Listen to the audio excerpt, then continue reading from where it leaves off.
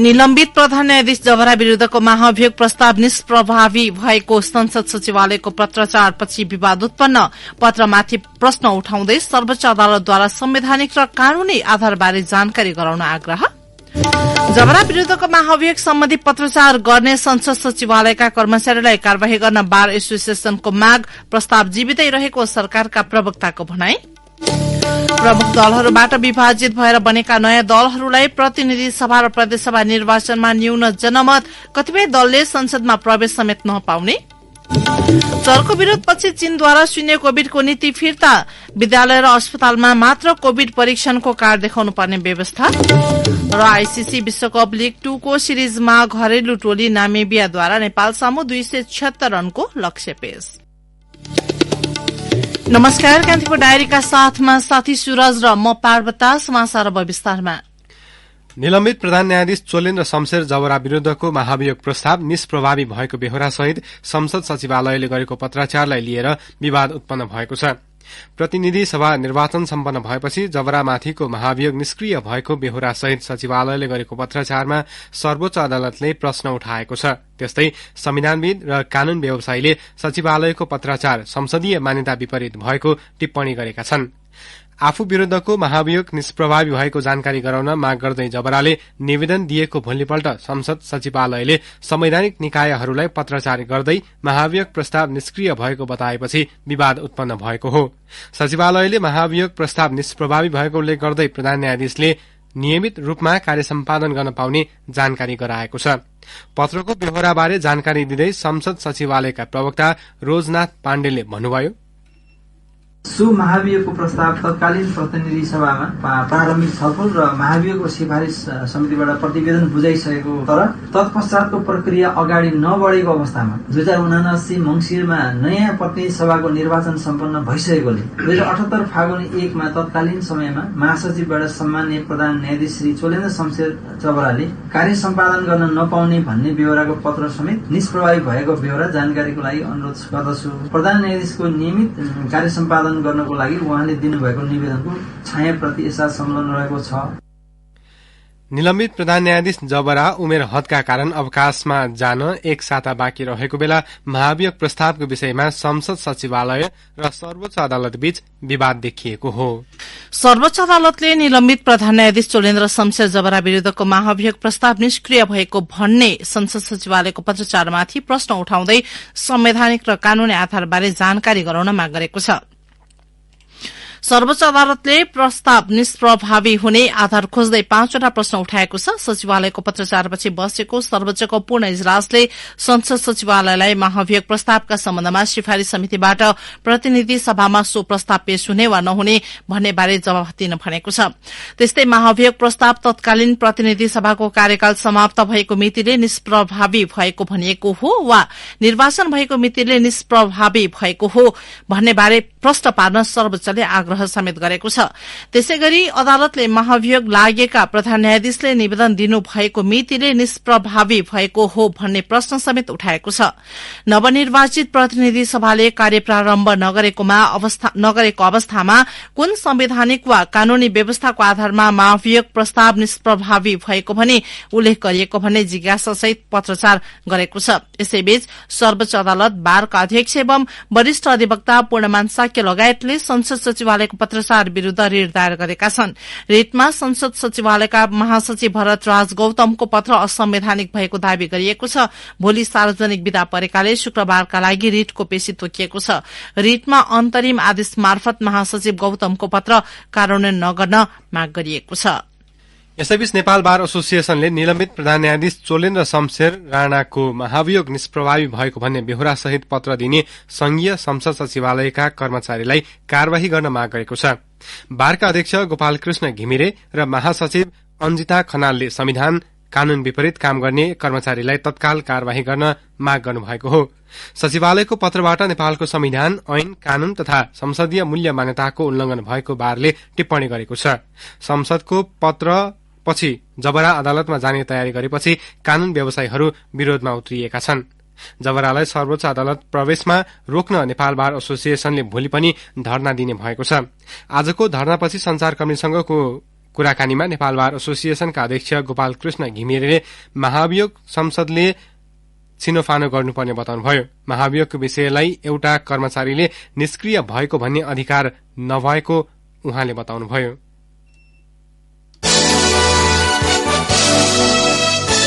संसदले भोलि चाहिँ महाभियोगको विषयमा छलफल गरेर संसदले पत्र लेख्न सक्छ निर्णयपछि, तर सचिवालयको एउटा कर्मचारीलाई त्यो पत्र लेख्ने अधिकार छैन। त्यसरी पत्र लेख्नु हुँदैन। फेरि कस्तो बेलामा भने जति बेला नयाँ संसदको इलेक्सन भइसक्यो र नयाँ संसद कन्भिन भएको छैन के, टेक्निकल्ली संसद बनिसकेको छैन, संसदले शपथ लिएको छैन, यो बेलामा यो पत्र लेख्नु भनेको त यो त किमार्थ उचित हो भन्न सक्दैन।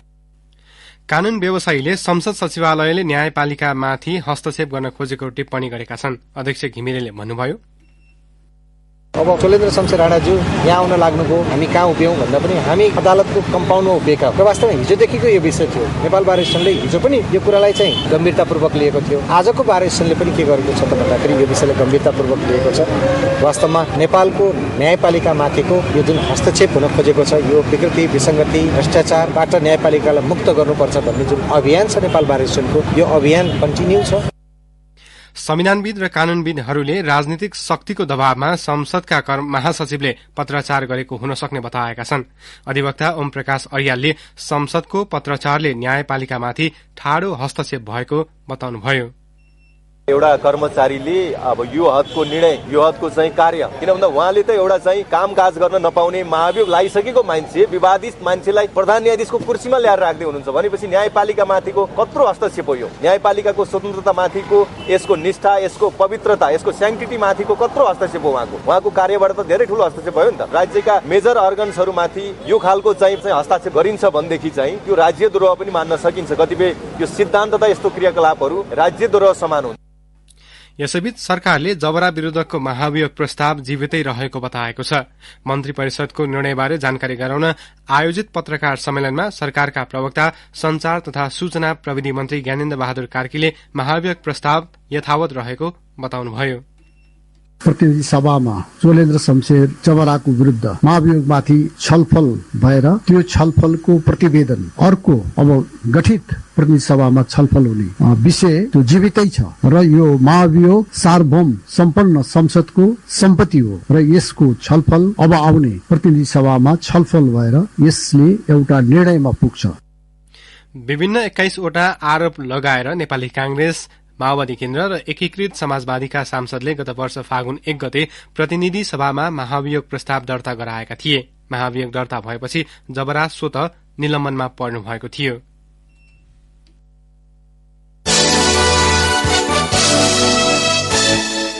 अब कान्तिपुर सविस्तारको पालो।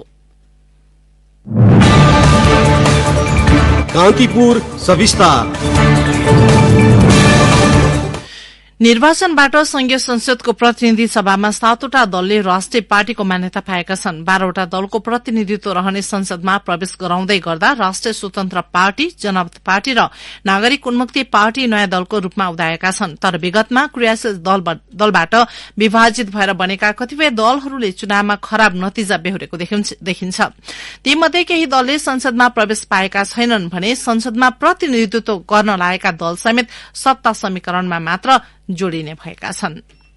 यसपटकको निर्वाचनबाट राजनीतिक दलले सोचे जस्तो मत पाउन नसकेको बताएका छन्। खास गरी अघिल्लो पटक राष्ट्रिय पार्टी बनेका दलबाट विभाजित भएर गठन भएका नयाँ दलहरूले कम मत पाएका छन्। त्यसको एक उदाहरण हो एमालेबाट विभाजित भई बनेको एकीकृत समाजवादी। केपी शर्मा ओलीले नेतृत्व गरिरहेको अहिलेको एमाले पार्टीबाट विभाजित भएर माधव कुमार नेपालले एकीकृत समाजवादी गठन गरेका थिए। 2078 भदौ 9 गते निर्वाचन आयोगमा दर्ता भएको यो पार्टी राष्ट्रिय दल बन्न आवश्यक पर्ने केही हजार मतको थ्रेसहोल्ड कटाउन नसक्दा राष्ट्रिय पार्टी बन्न पद रह्यो। एकीकृत समाजवादीबाट प्रतिनिधि सभामा 10 जना निर्वाचित भएका छन्। सो पार्टीले समानुपातिक तर्फ भने जम्मा 2,98,391 मत ल्याएको निर्वाचन आयोगको तथ्याङ्कले देखाउँछ। एकीकृत समाजवादीको चुनावी नतिजा बारे सो पार्टीका प्रवक्ता जगन्नाथ खतिवडा भन्छन्, जुन सिटमा हामी पराजय भोग्यौं त्यो भित्र हामी हाम्रो कारणले भन्दा गठबन्धनका अन्य दलहरूको असहयोगको कारणले हामी पराजित भएका छौं। जति पायौं अथवा 10 जना जति विजय हासिल गर्नुभयो उहाँहरू फेरि गठबन्धनसँगकै सहकार्यमा विजय हासिल गर्नुभएको हो। राष्ट्रिय पार्टी बन्नका निम्ति अलिकता मत पुगेन, हामीले आवश्यक तयारी गर्न सकेनौं। यसले गर्दाखेरि हामीलाई घाटा त भएकै छ, तर यो घाटालाई पुर्ताल गर्दै आगामी 5 वर्षमा हामी धेरै ठूलो फड्को मार्न सक्छौं भन्ने शिक्षा पनि लिएका छौं। 2वटा आम निर्वाचनहरू र स्थानीय निर्वाचन सँगै गर्दा हामी धेरै ढंगले आर्थिक रूपले पनि अप्ठ्यारोमा परिसकेका थियौं, जर्जरै भइसकेका थियौं। संगठन सबै ठाउँमा बनाइसकिएको थिएन, सदस्यता सबै ठाउँमा व्यवस्थित थिएन, कार्यकर्ताको व्यवस्थापनमा समस्या थियो। यो कारणले गर्दा हामी अप्ठ्यारोमा परेका थियौं। कतिपय कुरा सोचेर चाहेर पनि गर्न सकिएन। अब हामीले समय पाएका छौं। 2074 को निर्वाचनको सम्मुखमा विवेकशील नेपाली र साझा पार्टी बीच एकता भएको थियो, तर पार्टीभित्रको आन्तरिक विवादका कारण फेरि विभाजित हुन पुग्यो। साझा विवेकशील छाडेर राप्रपा प्रवेश गरेका रविन्द्र मिश्रले चुनाव लडे पनि जित्न भने सकेनन्। त्यस्तै विवेकशीलले पनि चुनावमा कुनै सीट जित्न सकेन। त्यति मात्र होइन, पार्टी छाडेर स्वतन्त्र उठेकी रञ्जु दर्शनाले काठमाडौँ 5 मा 600 मात्र भोट ल्याएर जमानत जफत हुन पुग्यो। विभाजन भएर बनेको दलको खराब प्रदर्शनको अर्को उदाहरण हो राप्रपा नेपाल। सो पार्टीका अध्यक्ष कमल थापाले एमालेको चुनाव चिन्हबाट प्रतिस्पर्धा गरे पनि जित्न सकेनन्। त्यस्तै उनको पार्टी राप्रपा नेपालले प्रतिनिधि सभाको समानुपातिकमा 12,340 मत पाएको छ, जबकि थापाको पूर्व पार्टी राप्रपाले एमालेसँग चुनावी तालमेल गरेर 7 क्षेत्रमा विजय हासिल गरेको छ भने समानुपातिक तर्फ पनि 5,88,849 मत प्राप्त गर्दै राष्ट्रिय पार्टीको मान्यता पाएको छ। यो सफलताबारे राप्रपाका प्रवक्ता मोहन श्रेष्ठले भने, पार्टी विभाजन भन्दा पनि कोही नेतृत्वमा कोही व्यक्ति रहँदा र नरहँदा के फरक पर्छ भन्ने विषय चाहिँ एउटा गम्भीर विषय बन्न जाँदो रहेछ। हामीले राप्रपाको नेतृत्व परिवर्तन गरेपछि 74 सालमा राष्ट्रिय पार्टी नभएको अवस्थामा हामीले अहिले 79 सालको निर्वाचनमा पार्टीलाई राष्ट्रिय पार्टी बनाउन सक्यौं। 74 को तुलनामा हामीले चाहिँ 14-15 गुणा एकदम पार्टीलाई गुणात्मक रूपान्तरण गर्न सफल भयौं। नेपाली राजनीतिमा जुन वैचारिक एजेन्डाहरू बोकेर हिँडिराखेका छौं, त्यो वैचारिक एजेन्डालाई आगामी दिनमा अझ मजबुत ढंगबाट कसरी अगाडि बढ्न सकिन्छ भन्ने एउटा बलियो धरातल बनेको छ। अहिलेको कमी कमजोरीहरू, यो निर्वाचनको कमी कमजोरीहरूको गम्भीर ढंगबाट समीक्षा गर्छौं। केही समयपछि हामी पार्टीको बैठक घनीभूत रूपमा छलफल गरेर हामी कमी कमजोरीहरू के छन् र कसरी आगामी दिनको रणनीति तय गर्नुपर्छ भनेर हामी अहिलेदेखि नै 5 वर्षपछिको निर्वाचनको तयारीमा लाग्छौं। पार्टी विभाजनको असर एकीकृत समाजवादी, राप्रपा नेपाल र विवेकशील साझामा मात्र नभई तराई केन्द्रित दलमा समेत परेको छ। महन्त ठाकुर र उपेन्द्र यादव नेतृत्वको पार्टीबीच एकीकरण भएर बनेको जनता समाजवादी पार्टी विभाजन भएपछि दुई नेताले नेतृत्व गरेको दलले नराम्रो पराजय भोगेको छ। प्रत्यक्षतर्फ जसपा 7 सीटमा सीमित हुँदा विभाजनपछि बनेको ठाकुर नेतृत्वको लोकतान्त्रिक समाजवादी पार्टी 4 सीटमा खुम्चिएको छ, जसमा राष्ट्रिय पार्टी बने पनि लोसपाले समानुपातिकमा थ्रेसहोल्ड समेत कटाउन सकेन। यो स्थितिलाई विश्लेषण गर्दै नेताहरूले विभाजन कुनै पनि राजनैतिक दलको हितमा नभएको बताएका छन्। जसपाका नेता प्रमोद शाह भन्छन्, कुनै पनि पार्टीको लागि पार्टी विभाजन हुनु भनेको लोकतन्त्रमाथि एउटा प्रश्नवाचक चिन्ह खडा हुने कुरा हो। त्यसले गर्दा कुनै पनि पार्टी, ठूलो पार्टी होस् कि सानो पार्टी होस्, विभाजन हुनु राम्रो चाहिँ पक्षलाई मानिँदैन। घाटा त भयो नि त। जतिखेर हामीले सबै ठूला नेतादेखि लिएर सामान्य नेतृत्व गर्ने मान्छेले पनि चुनाव जितेको अवस्था थियो। विगतमा हाम्रो सरकार यहाँ थियो है, अब सबै समाप्त भएको अवस्था छ। अहिलेको जो परिणामले देखाइरहेछ सबै समाप्त भएको अवस्था छ भनेपछि एकता नहुँदाखेरि यो रिजल्ट आएको छ। यदि एकता भएको भए त्यो एकतामै ताकत हुन्छ। त्यो एकता नभएर सानो सानो कुरामा चाहिँ लागि पर्ने, व्यक्तिगत स्वार्थको लागि चाहिँ अगाडि बढिहाल्ने, व्यक्तिगत स्वार्थको लागि चाहिँ पार्टी फुटाइहाल्ने, त्यस्ता कामहरूले गर्दा आज यो परिणाम देखिएको छ नि त। यो चुनावबाट मैले त्यही भन्छु कि नेतृत्वलाई कि कमसे कम यो रिजल्टले हामीले पाठ सिक्नुपर्छ। निर्वाचनबाट संघीय संसदमा 12वटा दल र 5 जना स्वतन्त्र उम्मेद्वार प्रवेश गर्दै गर्दा 7वटा दलले मात्र राष्ट्रिय पार्टीको मान्यता पाएका छन्। कुनै पनि दलको बहुमत नआएकाले साना दलको भूमिका सत्ता समीकरणका लागि अहम हुने भए पनि दलहरूको विभाजनले जनमतलाई खण्डित गर्ने अवस्थाले यो पटक पनि निरन्तरता पाउने भएको छ। रेडियो कान्तिपुरका लागि नवीन कोइराला। कान्तिपुर सविस्तार। कान्तिपुर डायरीमा अब ब्रेकको पालो। कान्तिपुर डायरीमा अब बाँकी प्रसंग। निर्वाचन आयोगले प्रतिनिधि सभा र प्रदेशसभा चुनावको समानुपातिक प्रणालीतर्फको सीट बाँडफाँडको गृह कार्य शुरू गरेको छ। सबै क्षेत्रको मतगणना हिजो सकिएसँगै सीट बाँडफाँड प्रक्रिया अघि बढ़ाइएको समानुपातिक तर्फका प्रवक्ता सूर्य प्रसाद वाग्लेले बताउनुभयो। समानुपातिकमा पाएको सीट संख्याको आधारमा बन्द सूचीको क्लस्टरबाट निर्वाचित हुने उम्मेद्वारको नामावली 3 दिनभित्र पठाउन आयोगले दलहरूलाई पत्राचार गर्ने उहाँको भनाइ छ।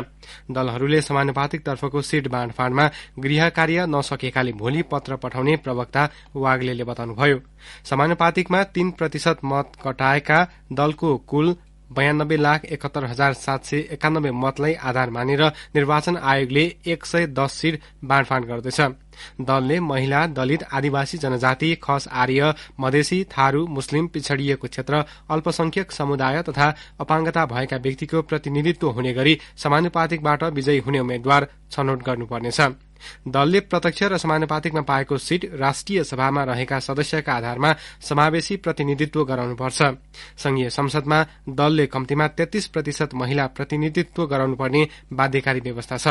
समानुपातिकमा 3% थ्रेसहोल्ड नकटाएका विभिन्न दलले पाएका 12,88,291 मत भने खेर गएको छ।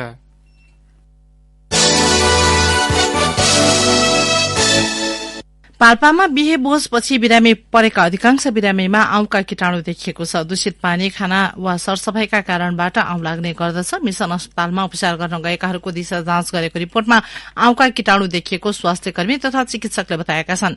बिहे भोज खाएपछि बिरामी परेका पाल्पा, चिर्तुङ, धारा, घोरबन्दाका बिरामीको घर घरमा पुगेर उपचार गर्ने क्रममा त्यस्तो देखिएको बगनासकाली गाउँपालिकाका स्वास्थ्य शाखा प्रमुख मणिराम अधिकारीले बताउनुभयो।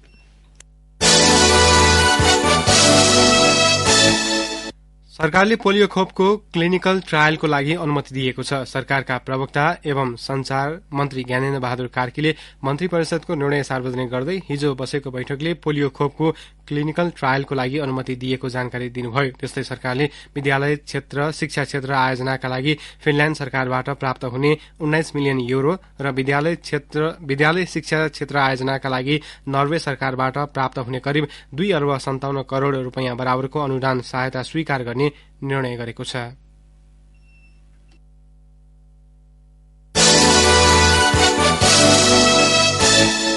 पछिल्लो समय नेपालमा थप 9 जनामा कोरोना संक्रमण पुष्टि भएको छ। स्वास्थ्य तथा जनसंख्या मन्त्रालयले 1683 जनामा गरेको नियमित परीक्षणमा सो संख्यामा संक्रमण देखिएको जनाएको छ। कोरोनाबाट निको भएर घर फर्कनेको संख्या 16 जना रहेको छ। त्यस्तै मुलुकभर 72 जना कोरोनाका सक्रिय संक्रमित रहेको मन्त्रालयले जनाएको छ। कान्तिपुर डायरीमा पुनः ब्रेकको पालो। नेपाल किसान महासंघ र अखिल नेपाल किसान महासंघले समर्थन मूल्यको धान खरिद प्रक्रिया शुरू नगरिएको भन्दै विरोध जनाएका छन्। ती संगठनले विज्ञप्ति जारी गर्दै सरकारी निकायले धानको समर्थन मूल्य कार्यान्वयन नगरेकाले विरोध जनाएका हुन्। सरकारलाई ज्ञापन पत्र बुझाउने खाद्य व्यवस्था तथा व्यापार कम्पनीको केन्द्रीय कार्यालयमा 23 गते र शाखाहरूमा 25 गते धरना र तालाबन्दी गर्ने समेत विज्ञप्तिमा उल्लेख छ। मन्त्री परिषदले गत कार्तिक 16 मा प्रति क्विन्टल मोटा धानको मूल्य 2,967 रूपियाँ र मध्यम धान 3,128 रूपियाँ निर्धारण गरेको थियो। तर मध्य मंसिरसम्म सो समर्थन मूल्य कार्यान्वयन हुन सकेको छैन। अब अन्तर्राष्ट्रिय प्रसंग। चीनले लागू गरेको शून्य कोविड नीति फिर्ता लिएको छ। मुख्य शहरहरूमा लगातार विरोध प्रदर्शन चर्किएपछि चीन सरकार सो नीति फिर्ता लिन बाध्य भएको बीबीसीले जनाएको छ। कोविड पोजिटिभ व्यक्तिहरूलाई क्वारेन्टाइन शिविरमा बस्न बाध्य पारिएपछि चौतर्फी विरोध भएको थियो। कोविड भएका व्यक्तिहरूले अब राज्यले व्यवस्था गरेको स्थानमा नभई घरमा अलग्गै बस्न सक्नेछन्। विद्यालय र अस्पतालमा मात्र अब कोविड परीक्षण गरिएको कार्ड देखाउनु पर्ने व्यवस्था गरिएको छ। पछिल्लो समय कोरोना संक्रमण बढ़ेको भन्दै चीनले कोविड संक्रमण पुष्टि भएका र सम्पर्कमा रहेका व्यक्तिहरूलाई क्वारेन्टाइन शिविरमा जान बाध्य पारेको थियो। सो नीतिले व्यक्तिलाई परिवारबाट अलग गरेको भन्दै सर्वसाधारणले विरोध गर्दै आएका थिए। सरकारको नीति आकस्मिक परिवर्तन भएपछि नागरिकले राहत महसुस गरे पनि चिन्ता व्यक्त गरेका छन्। चीनमा अझै पनि कोविडका लाखौं संक्रमित भेटिएका छन्। दैनिक जसो चीनमा 30,000 को संख्यामा कोरोना भाइरस संक्रमण पुष्टि हुने गरेको अन्तर्राष्ट्रिय संचार माध्यमले जनाएका छन्। जर्मनीमा सरकारलाई उल्ट्याउने योजना बनाएको आशंकामा 25 जना पक्राउ परेका छन्। अति दक्षिणपन्थी र पूर्व सैन्य व्यक्तित्वहरूको समूहले संसद भवन र जर्मनीको संसदको तल्लो सदनमा आक्रमण गर्ने र सत्ता कब्जा गर्ने तयारी गरेको भन्दै जर्मनी भर छापा मारेर उनीहरूलाई पक्राउ गरिएको बीबीसीले उल्लेख गरेको छ। सो कार्यमा मुख्य योजनाकार प्रिन्स हेनरिक रहेको आरोप लगाइएको छ।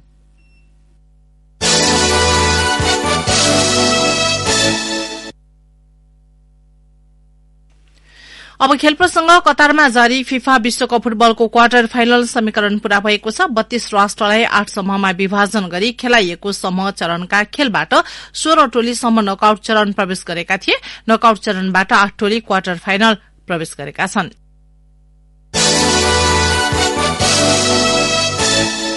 घरेलु टोली नामिबियाले आईसीसी विश्वकप लीग 2 को त्रिदेशीय सिरिज अन्तर्गतको तेस्रो खेलमा नेपाल सामु 276 रनको लक्ष्य पेश गरेको छ। युनाइटेड क्रिकेट मैदानमा नेपालले टस जितेर फिल्डिङ रोजेपछि ब्याटिङको निम्तो पाएको नामिबियाले निर्धारित ओभरमा 7 विकेट गुमाएर 275 रन बनायो। नामिबियाका मिचेल भान लिगेन्सले 119 रन जोडे। कप्तान ग्राहार्ड इराम्सले 76 बलमा 53 रन बनाएका थिए। नेपालका लागि ललित राजवंशीले 4 तथा सोमपाल कामीले 2 विकेट र सागर ढकालले 1 विकेट लिए। जवाफी ब्याटिङमा रहेको नेपालले यो समाचार तयार पार्दासम्म 23.4 ओभरमा 4 विकेटको क्षतिमा 91 रन जोडेको छ। हवस् त यिनै प्रसंगसँगै कान्तिपुर डायरीको यो बुलेटिन यही सकिन्छ। राति 8 बजे सेक्युरिटी एन्ड क्राइम डायरी हुनेछ। साथी सुरज र म पार्वता आज्ञा माग्छौं। नमस्कार।